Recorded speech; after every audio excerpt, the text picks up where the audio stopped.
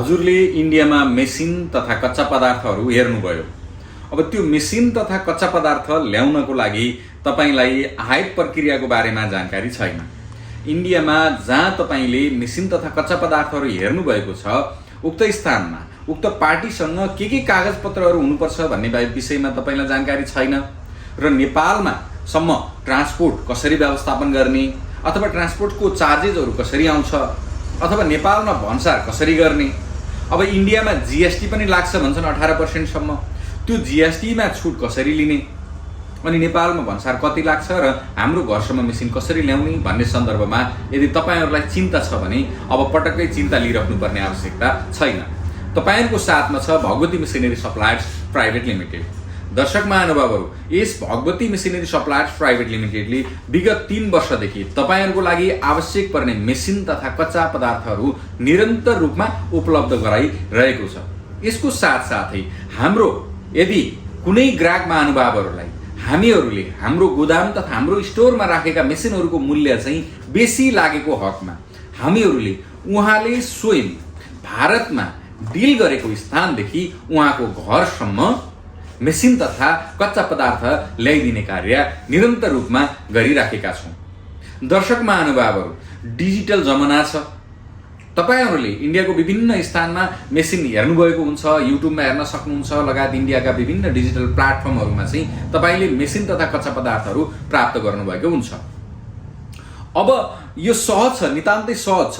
यहाँनिर थोरै जटिलता भनेको तपाईहरुलाई कहाँनिर हुन सक्छ भने त्यसलाई आयात कसरी गर्ने त, आयात गर्दिनको लागि को छ त हामीसँग, यदि कुनै पार्टी भयो भने त हामीहरुलाई नितान्तै सहज हुने थियो भनेर चाहिँ तपाईहरुले पक्कै पनि सोचिराख्नु भएको हुन्छ।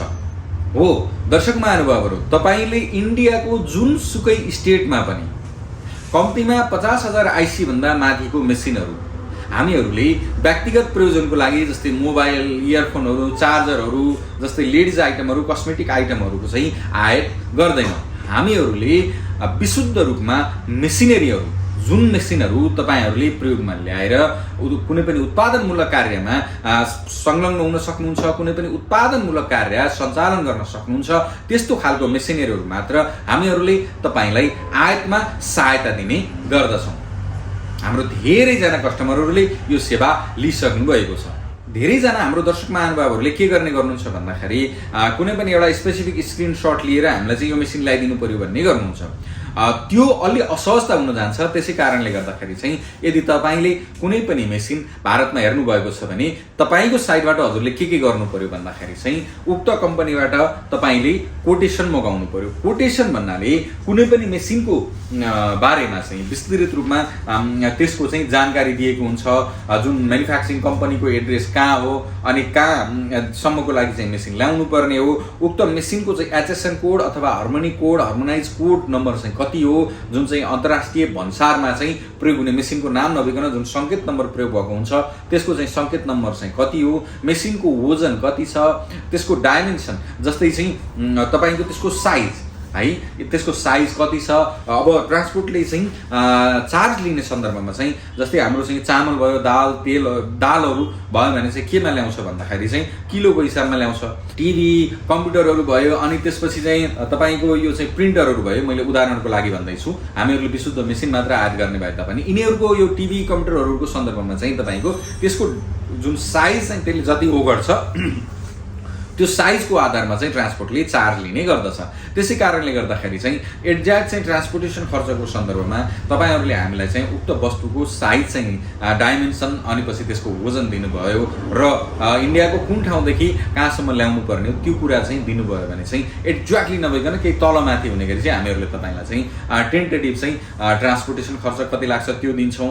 अनि त्यसपछि भन्सार खर्च कति लाग्छ त्यो तपाईलाई जानकारी दिन्छौँ। अनि त्यसपछि चाहिँ तपाईको त्यसको डेलिभरी ड्युरेसन कति लाग्छ। जस्तै तपाईले डिल गरेको मेसिनको त हजुरले इन्डियामा आफै डिल गर्नुभएको हुन्छ, उक्त कम्पनीले कति दिनमा मेसिन दिन्छु भन्नुभएको छ। हामीहरूले चाहिँ तपाईले हाम्रो कम्पनीको खातामा पैसा हालिदिनु भयो भने हामीहरूले इन्डिया चाहिँ पैसा ट्रान्सफर गर्छौँ अनि तपाईले चाहिँ वहाँनिर कम्युनिकेट गरेर चाहिँ मेसिन कहिले डिस्प्याच हुन्छ भनेर हामीलाई त्यो जानकारी गराउनु भयो भने हामीहरूले सोही अनुरूप ट्रान्सपोर्टको व्यवस्थापन गरेर चाहिँ मेसिनलाई आयात गरिदिने कार्य गर्दछौँ। यो सन्दर्भमा जब तपाईले हामीहरूलाई कोटेसन उपलब्ध गराउनु छ, कोटेसन उपलब्ध गराइदिसकेपछि चाहिँ अनुमानित चाहिँ लागत कति लाग्छ त हैन। तपाईको मेसिन चाहिँ इन्डियाको स्पेसिफिक ठाउँदेखि चाहिँ बुटोलसम्म अथवा तपाईको घरसम्म आउँदाखेरि चाहिँ अनुमानित कति लाग्छ त खर्च हामीहरूले तपाईलाई जानकारी गराइदिन्छौँ। अब यो मेसिनरी आइटमहरू आयात गर्दाखेरि चाहिँ कतिपय पार्ट लोड भन्ने हुन्छ। पार्ट लोड भनेको कुनै एउटा कम्पनीको ट्रकले चाहिँ धेरैजना ग्राहकहरूको, जस्तै म भगवती मेसिनरीमा अर्को machinery, A machinery, B machinery, विभिन्न मेसिनरीहरूको अथवा विभिन्न कम्पनीहरूको चाहिँ सामानलाई एकमुष्ट गराएर एउटा ट्रकमा हालेर ल्याउनेलाई चाहिँ पार्ट लोड भन्यो। अब चाहिँ फुल लोड भनेको चाहिँ तपाईँले स्पेसिफिक एउटा चाहिँ ट्रक बुक गर्ने हो कि ट्रक बुक गर्ने हो भने चाहिँ कति फुट लामो ट्रक बुक गर्ने हो अनि कति टन क्यापासिटीको चाहिँ ट्रक बुक गर्ने हो, त्यसमा पनि चाहिँ ट्रान्सपोर्टेसन चार्जले चाहिँ फरक पार्ने गर्दछ। अब यसको साथसाथै तपाईँले गर्नुपर्ने अर्को कुरा के छ भन्दाखेरि चाहिँ अब हाम्रो कम्पनीको थ्रुबाट तपाईँले कुनै पनि मेसिन आयात गर्नुहुन्छ भने चाहिँ तपाईँहरूलाई चाहिँ जिएसटी चाहिँ छुट हुन्छ। त्यो भएको कारणले गर्दा तपाईँले मेसिनरीको कम्पनीसँग के कागजपत्र माग्नुपर्ने हुन्छ भन्दाखेरि चाहिँ उहाँको जिएसटी सर्टिफिकेट लेख्नुहोस् है, उहाँको जिएसटी सर्टिफिकेट माग्नुपर्ने हुन्छ। अनि त्यसपछि चाहिँ तपाईँको आइइसी कोड भन्ने हुन्छ, आइइसी कोड। अनि त्यसपछि चाहिँ तपाईँको एलयुटी सर्टिफिकेट हुन्छ।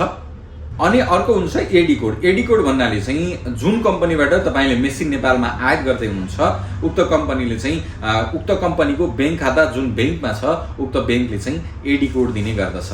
त्यो एडी कोड यदि चाहिए तपाईँलाई जिएसटी सर्टिफिकेट, आइसी कोड, एडी कोड अनि त्यसपछि चाहिँ तपाईँको एलयुटी सर्टिफिकेट चाहिने गर्दछन्। यदि 4वटा डकुमेन्ट्स भयो भने मात्रै हामीहरूले उक्त मेसिनलाई चाहिँ नेपालसम्म ल्याउन सक्यौँ। अब त्यसको अलावा पहिला चाहिँ कोटेसन आउँछ इन्डियाको पार्टीबाट।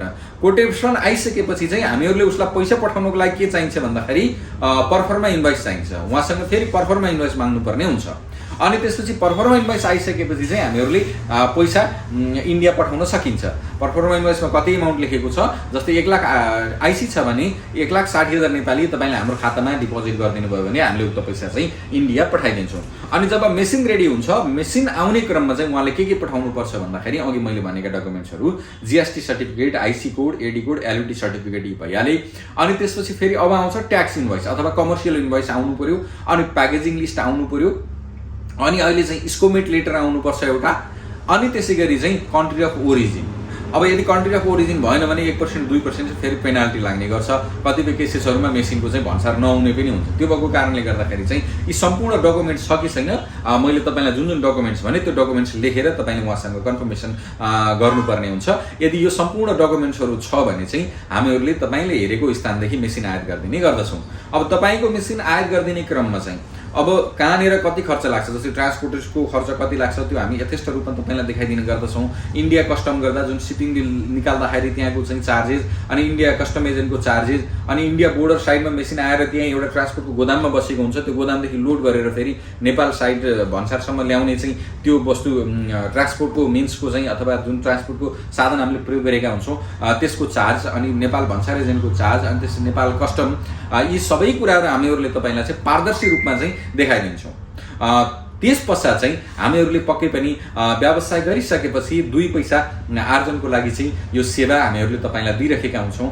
व्यवसाय हो र एउटा लिमिटेड चाहिँ सर्भिस चार्ज हामीहरूले लिने गरिरहेका हुन्छौँ। अब सर्भिस चार्जको सन्दर्भमा चाहिँ तपाईँको एमाउन्ट कतिको छ, वस्तु के हो, त्यो हेरिकन चाहिँ हामीहरूले यसको चाहिँ सर्भिस चार्ज चाहिँ निर्धारण गर्ने गर्छौँ। हामीहरूले तपाईँको वस्तु आयात गर्दाखेरि चाहिँ तपाईँ आयात गर्दा जसरी जानेर जति लाग्छ पारदर्शी रूपमा हामीले देखाइदिन्छौँ र मेसिनलाई हाम्रो कम्पनीको नाममा आउँछ मेसिन यहाँसम्म। अनि हाम्रो कम्पनीको नाममा चाहिँ मेसिन आइसकेपछि हामीहरूले तपाईँको कम्पनीको नाममा चाहिँ बिल काटेर यहाँदेखि चाहिँ ट्रान्सपोर्टमा राखिदिने गर्छौँ, अथवा सिधै गाडी छ भने सिधै पठाउने गर्छौँ, अथवा चाहिँ नयाँ ट्रक बुक गरेर पठाउनुहोस्, बोलेरो बुक गरेर पठाउनुहोस् भन्नुभयो भने हामीहरूले त्यो तरिकाले चाहिँ तपाईँलाई मेसिन चाहिँ तपाईँको घरसम्म उपलब्ध गराइदिने गर्दछौँ।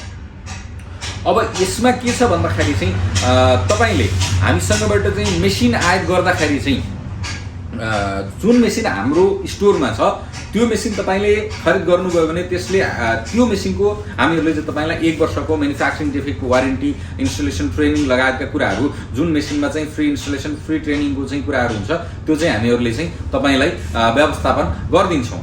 तर तपाईँले जुन मेसिन चाहिँ इन्डियामा डिल गर्नुभएको हुन्छ त्यो मेसिनको सन्दर्भमा चाहिँ हामीहरूले त्यो मेसिनको वारेन्टी र ग्यारेन्टीको सन्दर्भमा चाहिँ जिम्मेवारी लिँदैनौँ। त्यसै कारणले गर्दाखेरि दर्शक महानुभावहरू, यदि तपाईँलाई मेसिनरी तथा कच्चा पदार्थ सम्बन्धी कुनै पनि वस्तुहरू तपाईँले इन्डियामा हेर्नुभएको छ, तपाईँलाई आयात गर्न असहजता छ भने तपाईँले हामीहरूलाई तल दिएको WhatsApp नम्बरमा चाहिँ सम्पर्क गर्न सक्नुहुन्छ।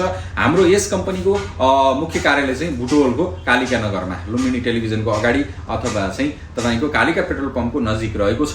तपाईँहरूले हामीहरूलाई चाहिँ शनिबारभन्दा बाहेक अरू दिनमा चाहिँ बिहान 10 बजेदेखि साँझ 5 बजीसम्म भेट्न पनि सक्नुहुनेछ। त दर्शक महानुभावहरू, आजको विषयवस्तु कस्तो लाग्यो? जस्तो लाग्छ त्यस्तै प्रतिक्रिया दिनको लागि नबिर्सनुहोला। फेरि अर्को विषयवस्तुमा भेटौँला। तबसम्मको लागि नमस्ते, शुभ दिन।